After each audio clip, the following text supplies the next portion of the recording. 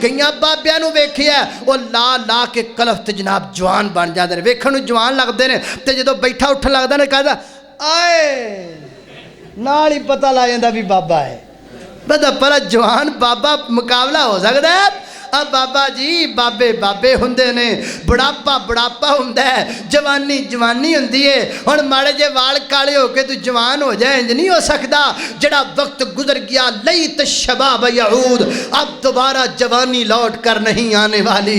इस वास्ते बाबा जी छड्डो रंग रुंग करना, सजदे डिगो रब अगे, मौत दे मैसेज आने शुरू हो गए ने। अल्लाह अकबर अल्लाह अल्लाह जानदा। हैरानगी वाली गल है आ तुसी टिकटॉक वेखो, कई बाबे टिकटॉक ते आए फिरदे ने। खरे इन्हां हुण बुढ़े बारे की कढना इहदे विचों?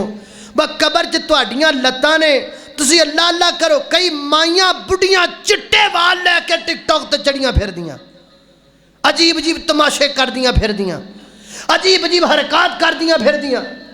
कई बाबे नज़ेब अल्फाज मुँह च कढ़दे फिरदे ने, चिट्टियां दाड़ियां नाल। बाबे हया करो कुछ, तुहाडा रब किन्ना एहतराम करदे ने, तुसी टिकटॉक ते चढ़े फिरे जे।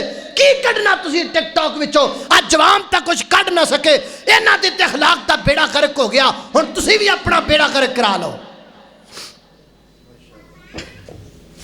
अल्लाह जानदा मैनूं दुख है, शायद मैं मजमून बयान ही इसे गलों पे करना। भाई बाबे टिकटॉक ते चढ़े फिर, कोई शर्म करो, रब तो डरो, सजदे करो, नमाज़ां पढ़ो। तुहानूं बुढ़े बारे केड़ा शौक कुद पिया?